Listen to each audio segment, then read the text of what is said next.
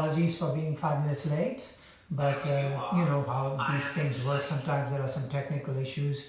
We're trying to sort it out, but I think we are doing okay now. My daughter Anisa is here, and she's on the other side. What we're gonna do is she's gonna look at questions when you have questions, and so she's gonna ask, tell me what the question is, and I'm gonna answer it. So that is one of the plans in place for today. I could begin with a question that was asked the first time I did this 2 weeks ago, and there was something about Qaeda. So we already sort of covered Peshkat, not in detail, but you know, mitsa on the surface a bit. The innards were not looked at, but so Qaeda, obviously that's our grammar. That's also our tables, and that's where we learn the language, and we learn how to put the language together into words, into phrases, into sentences, and into then paragraphs and so on, and tell a story. So it teaches us how to use our vocabulary, and so in that sense, Qaeda is one of the most important learning tools when it comes to tabla playing, and also when it comes to improvising. So that's one of the things that we should cover. Now, there are many famous qaidas that we know. We also know that qaidas were something that were introduced into the tabla repertoire by Delhi Gharana, and so therefore a lot of the qaidas have the two finger playing on it. Even when they played the Tirikita, like Dhati Dagena, Dhatirikita Dhati Dagate Nagena, it was still, I have seen Ustad Khan Sahab, the last well-known Khalifa of Delhi Gharana, playing Tirikita with the two fingers like it.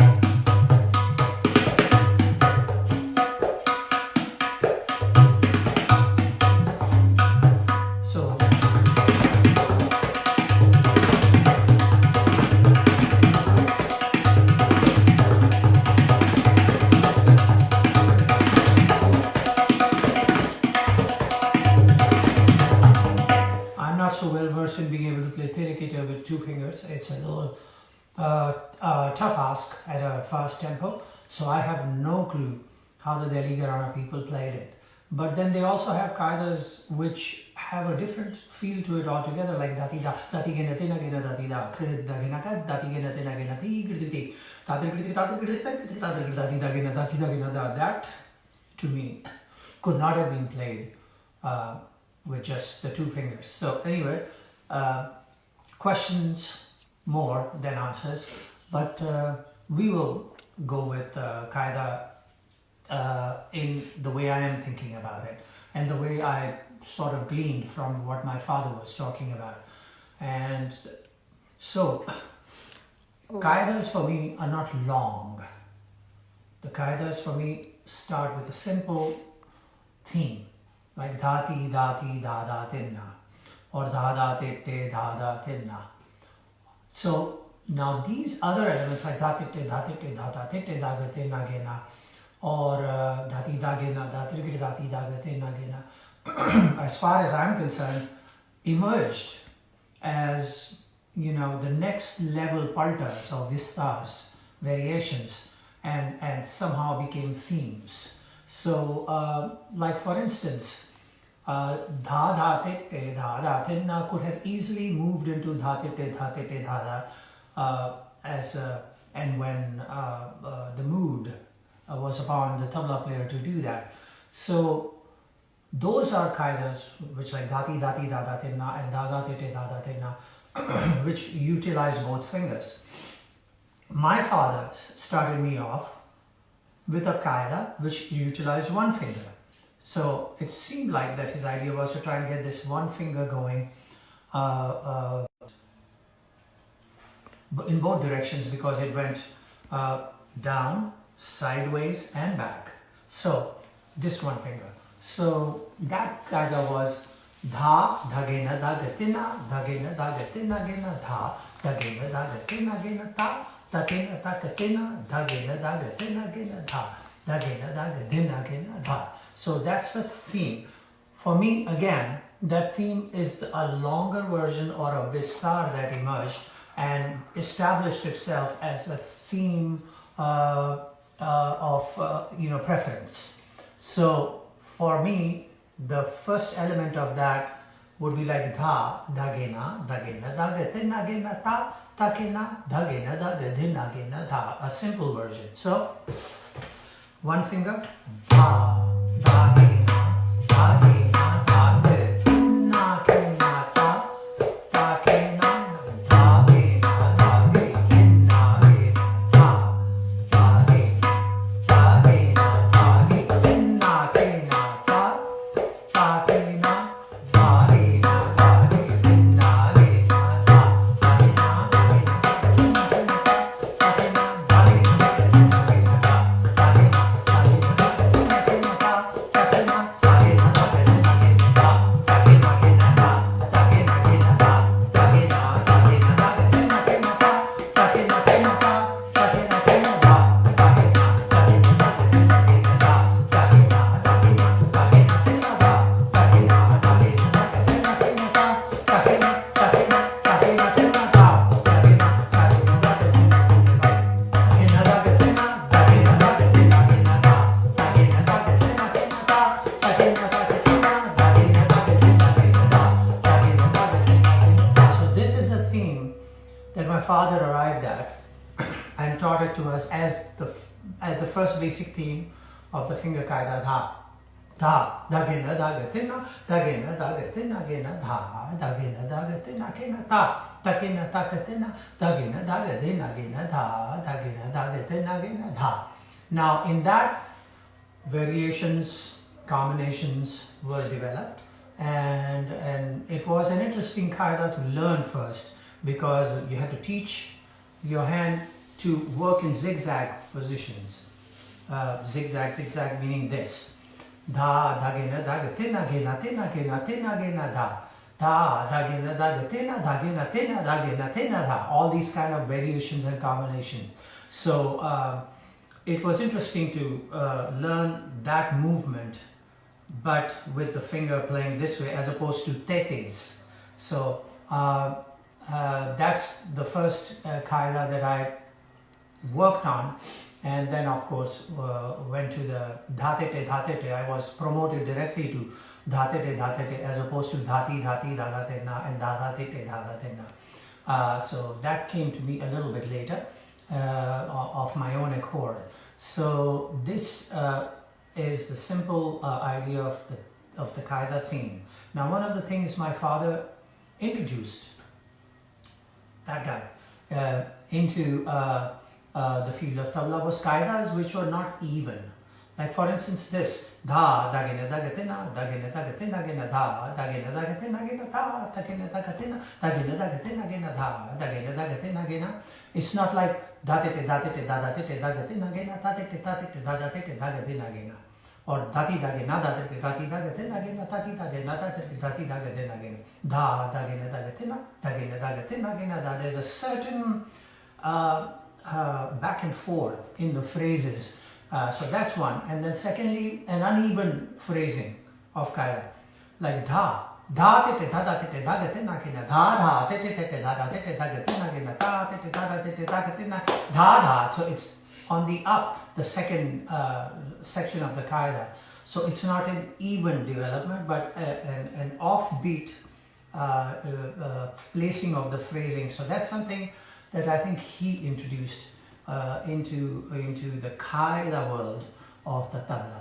So I will play a kaida a little bit later, but I'm just wondering if there's another question. There are many rules to kaidas that need to be discussed, but we'll get to that in a little bit. But if there's another question, let me know. Dire. Everybody's like, dire. No questions? Oh, Dire. okay. No, there's a lot of questions. Oh, lots of questions. Okay, one question. Dire. Everyone wants to know about it. How do you play it? How do you practice it? Well, थोड़ा धीरे धीरे चलिए तो धीरे धीरे आ जाएगा. Dhira dhira is a very interesting phrase for the tabla. I mean, that's the one thing that it requires for you to do this, use this part of your hand. And therefore, all this that you're doing and all this that you're doing suddenly takes a back seat and comes forward with this. So how do you exert same force playing the dhira dhira? I have often said that this dhira dhira was first explored in detail by the tabla maestros of Banaras Gharana, and it started kind of in Farrukhabad, but it was mainly developed in Banaras, and which found its way through Banaras into Bengal, and then in Bengal some great tabla maestro. I think the first time I heard an interesting dhira dhira which got my attention was Pandit Kanai Datta Ji, who played dhira dhira. Very interestingly, I was a concert in Ravindra Sadan with a concert hall in Kolkata with Nikhil Banerjee Ji, and that's where I heard it, and I said, wow, this is interesting. And then later on it was developed further, and the great maestros like Pandit Swapan Chaudhary Ji has made dhira dhira very popular, and he's one of the finest exponent of that particular phrase, and so is Anindo Bhai, and now most tabla players have followed these two, and people like Shubhankar Bhai and Vikram Bhai and so on, they have all excelled in being able to play dhira dhira. I'm still trying to figure out what is the best way for me to play dhira dhira, because my hand was set in a different manner, a pakawaj manner, and so I have tried to ask people like Anindo Bhai and Sopanji and all, and what I've been told is throwing of the hand is an important thing. My father also told me that, but in a different manner. He said, throw your hand and let the wrist do what it wants to do. So something like what Ustad Amir Hussain Khan Sahab used to do.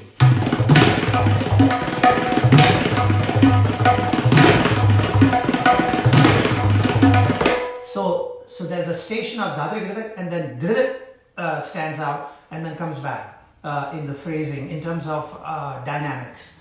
So that is there in Bengal now, or also in Banaras where Pandit Anokhela Ji and all used to play.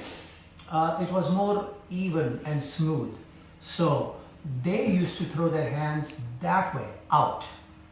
So it was more like playing reverse titter. And emphasis was on that as opposed to this, which is what I learned. So playing with emphasis here is harder, but playing out it is much easier. So a lot of the relas did not just go dhate rikita tak dhere dhere rikita tak. It went dhate rikita gere dhere dhere dhere rikita tak. So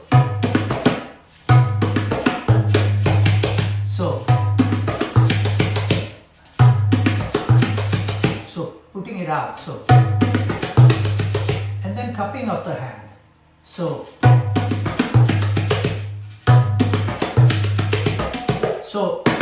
this doesn't become more prominent, but that becomes prominent. So these are elements of the dhira dhira which were very beautifully combined together in Banaras, and then later on by famous tabla players of Bengal. And so if you can try and find a way to be able to put all that together, then it is possible to dhire dhire get your dhire dhire together. That's like 100 questions. Okay, one more question and then we'll go into Kaidas, back to Kaidas. Okay, a lot of people are asking about riyaz. How do you focus and how do you get the most out of your riyaz? How do I focus on riyaz? Well, okay, so I turn the television on to my favorite channel, watch some nice Western movie. My father used to love Westerns, and play. No, that's not true. So, what is the main goal of being able to practice? The goal is not to be able to play like your guru or like your favorite tabla players or etc. etc. But to be able to take all that information and be able to try to transpose it into your hands. Now, having said that, it is going to be natural that you're going to be impressed or inspired by tabla players who don't necessarily all belong to one gharana. They belong to different gharanas.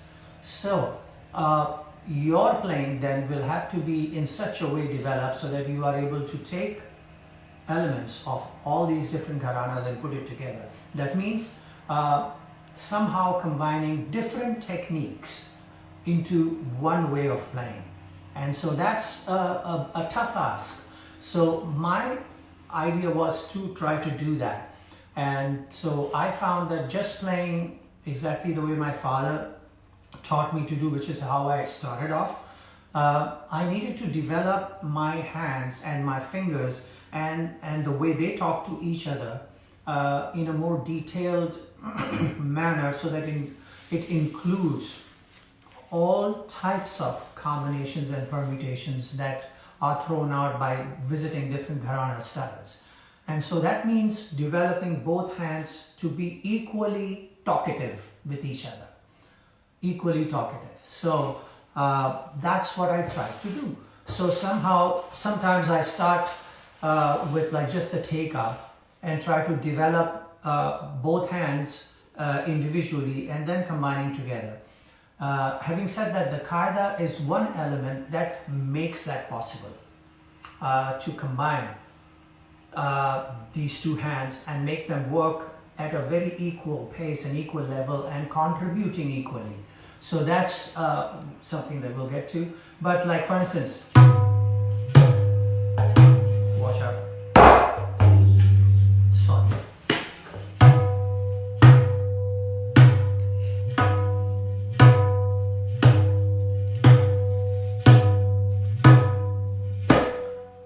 Now doing that, doubling the maya.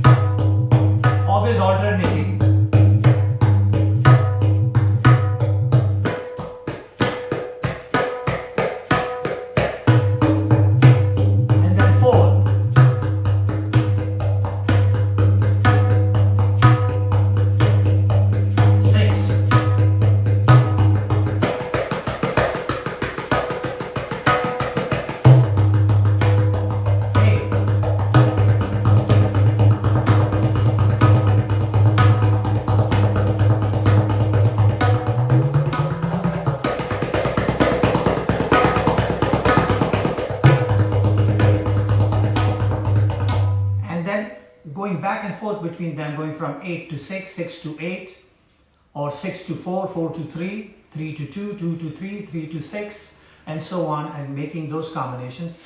Again, same with the tabla. So, first straight, then, and then,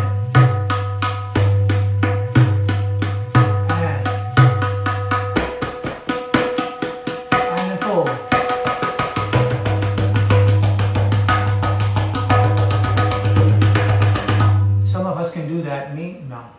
So anyway, so these are starting things.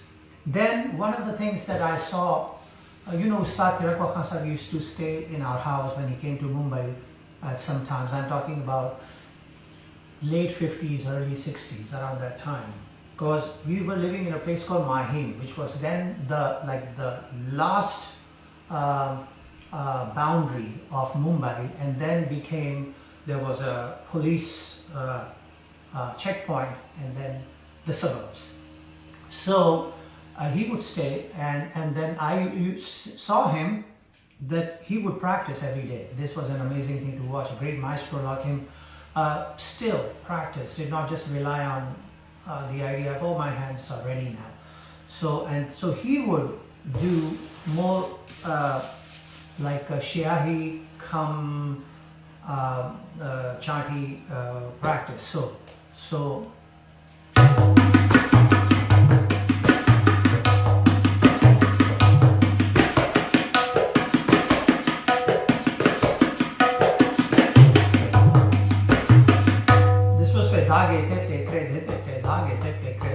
so this is one of the things that he would do. So I've learned to do that as well. So just to get this loosened up and these guys kind of get used to it, and then combination and permutations of that. So and then from dha on the kinar to go to the meda. So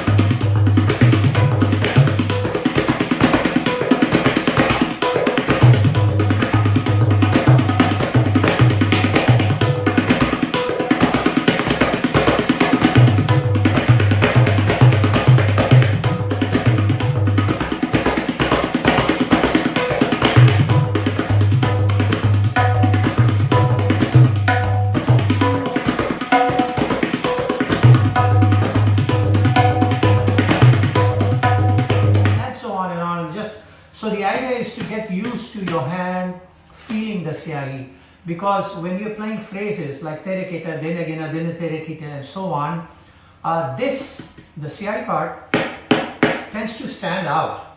And so when you learn to do this, you learn to figure out how to be able to dynamically control that. So, you know, you can, that's why you hear like, not, so you learn to control all that stuff. So that was another kind of practice. When I sat with my father though, at home, it was never like, okay, let's just practice or or so on. He always had me playing like as if I'm playing in a concert. So it was more like I had to play with him. So Lera, and then he would start some kind of a qaida or something, and then he would throw a variation out and I would have to respond to it or play it back, and so on. It was more like that. And so most of the practice that I had to do on my own, and then sit with him and try to figure out what was coming at me at breakneck speed, and without breaking my neck, being able to play it back.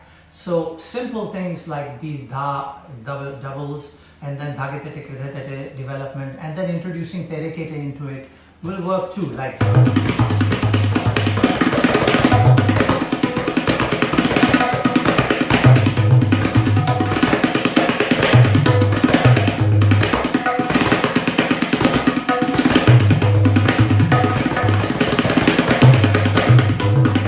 and so on and on. So you work all these out, and it does this, it loosens up this area, and then it doesn't necessarily help you with the bayan as much, but what it does is it does allow you to understand this and the relationship between closed and open bayan, because there is kray that you're playing, and how you place the kray allows you to be able to back and forth quickly.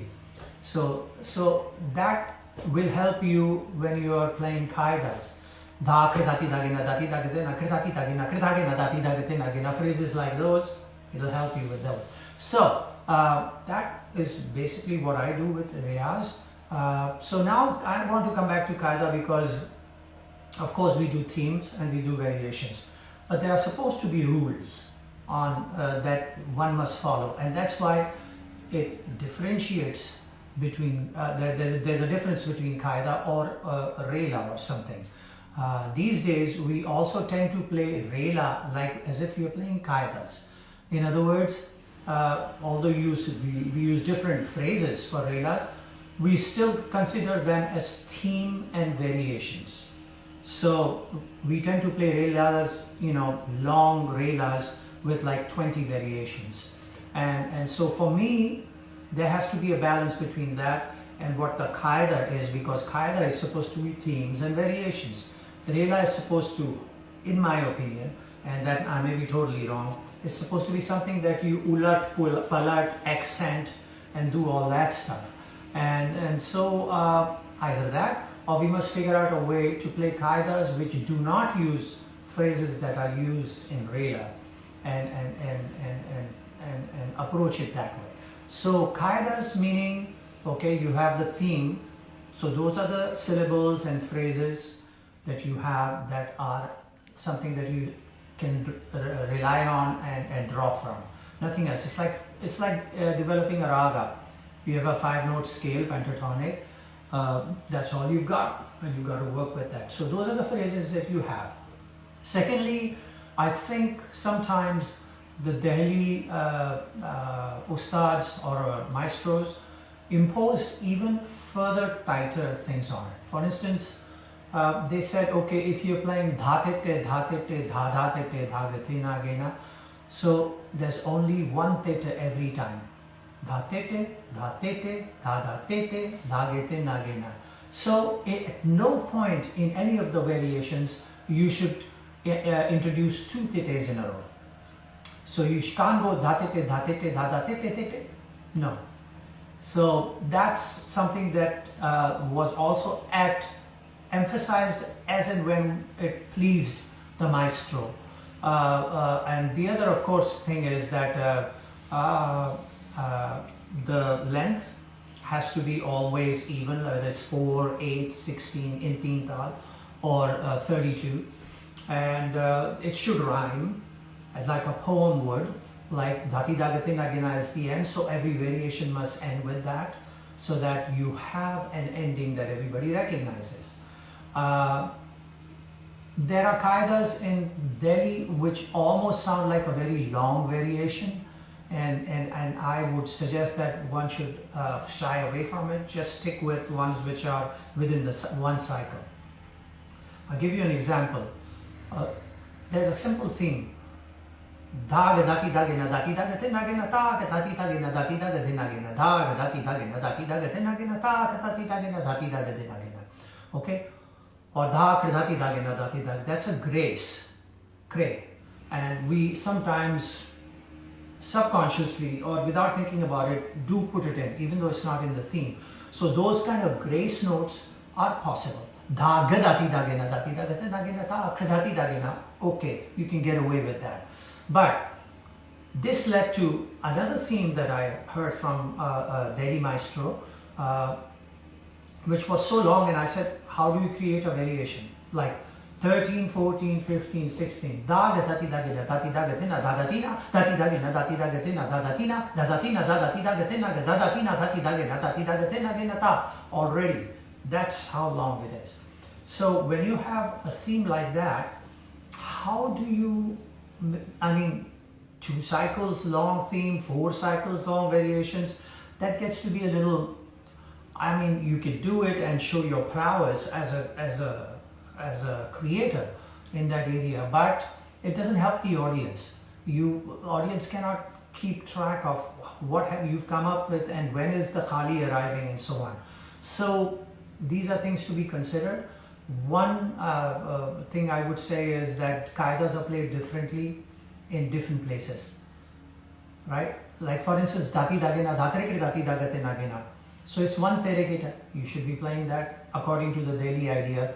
But if you go to Banaras, dati dagena dhatrikit dati dagate nagena dhatrikit dati dagate nagena, or dati dagena dhatrikit dati dagate nagena dhatrikit dati dagena, but dhatrikit dagate nagena. Dati dagena dhatrikit nagena dati dagate. So dhatrikit is added, and it turns into some kind of a rela idea.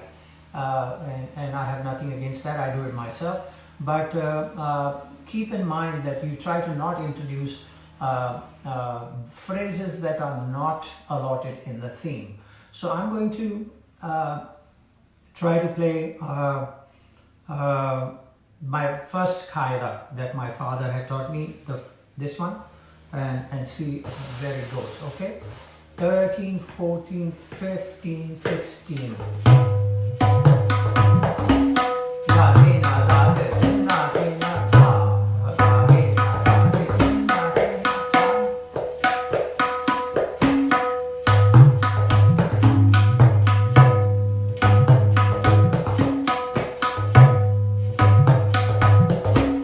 Oh, I forgot to mention one thing.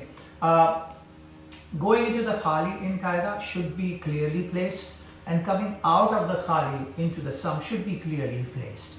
So what I see as a good example of that is if you're playing da, da, ge, na, da, ge, tin, na, da, ge, na, da, ge, tin, na, ke, na, da, da, ge, na, da, ge, tin, na, ke, na, going into tin, so khali. Ta, ta, ke, na, ta, ke, tin, na, ta, ke, na, ta, ke, tin, na, ke, na, da, ge, na, da, ge, dhin, na, ge, na, dhin, na, ge, na, da, bringing it back. So how are you? How's everything going? And the answer is, oh, I'm fine, thank you very much. Ta, ta, ke, na, ta, ke, na, ta, ke, na, ta, ke, na, da, da, ge, na, da, ge, dhin, na, ge, na. So it's a resolve, it brings you back. So tina, ke, na going into khali, dhin, na, ge, na coming out of khali. Okay? So, and according to your taste, the rest of the tinnas or dhinnas you can work with. So, as you please. So, 13, 14, 15, 17.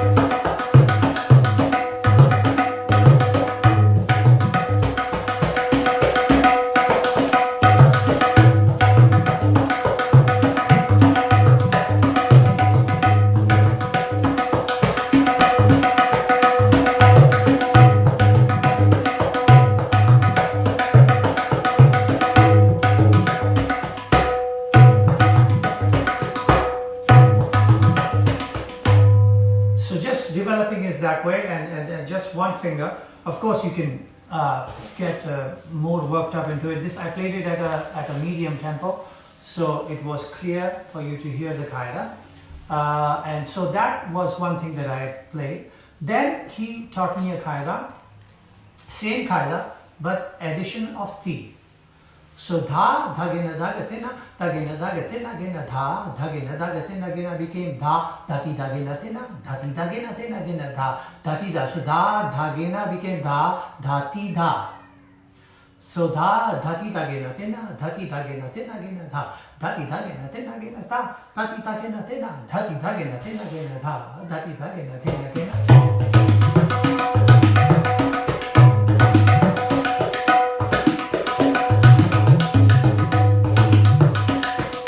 So that is the next theme that I played.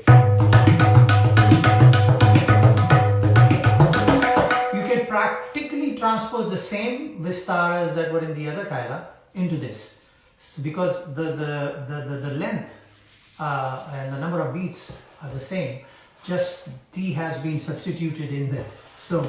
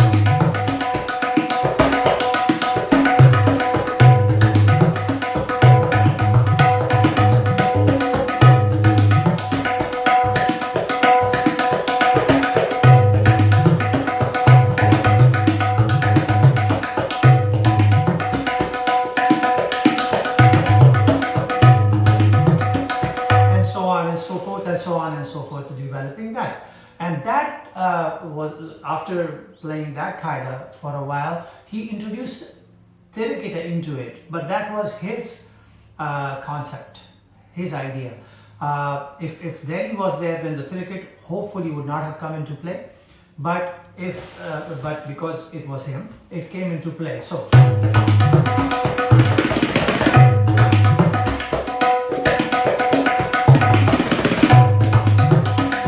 So now I'm feeling inside of me that I want to slip in a kray every now and then, because it seems natural.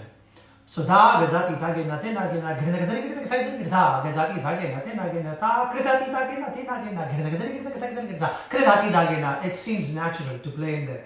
So by all means, slip it in and hope that nobody notices. It's a grace note, and so that's what it is.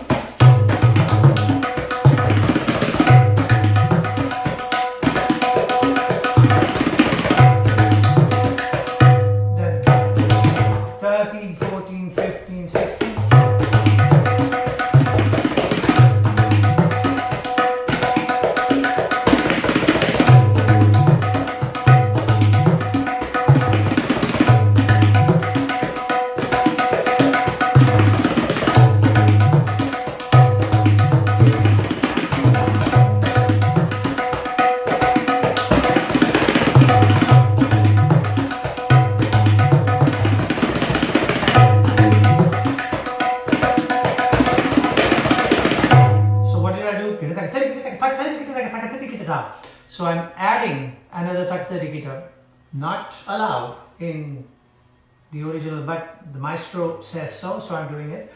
And so the development of the qaida goes into a whole different direction with different sets of do's and don'ts. And so it goes on like that. So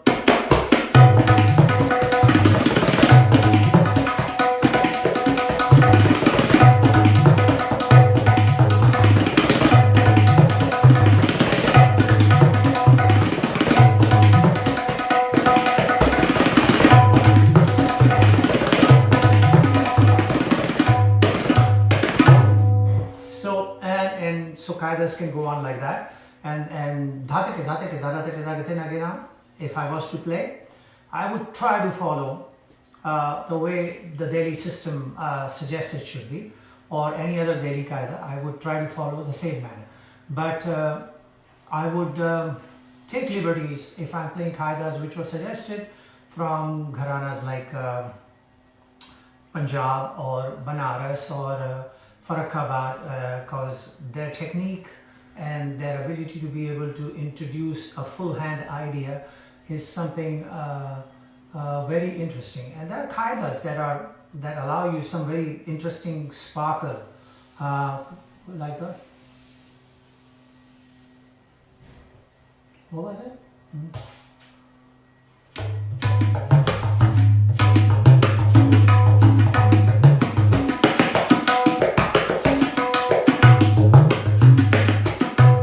Farrukhabad.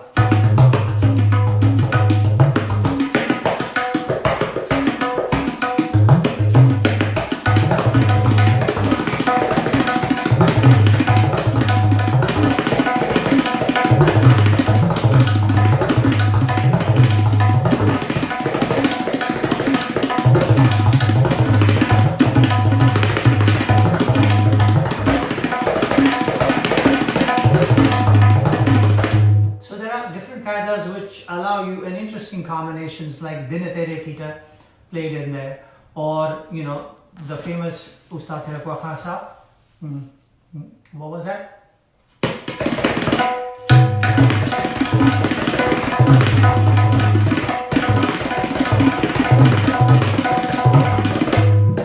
Different things like that. So qaidas also have elements that sparkle, but how to keep that away from Rela is something that I'm struggling with, and hopefully an interesting balance would be arrived at with the help of other tabla maestros and so on, so forth. So I'll hold the qaidas here and I'll take one more question.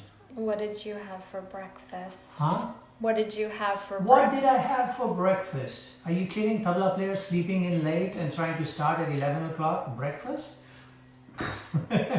Well, I had half a banana and a few almonds. That's what I did. And I was, this is my studio practice office area. It's a little like 3 minutes away from my house. So this is where I practice. Tony G practices, and we have our offices and everything, and so I ran over here as quickly as I could. Now that we've done, I'm gonna go and have maybe a little bit more cereal or some toast and maybe a hard-boiled egg or something, and you know, no nalli nihari or payas or anything like that in Marin County. It's a health conscious county. Everybody goes for hikes and walks and jogs and mountain bikes and everything around here. So for me to even suggest that, everybody looks at me strange, like which planet did you come from? So anyway, okay. Thank you all very much for this Friday, and we will see you next Friday.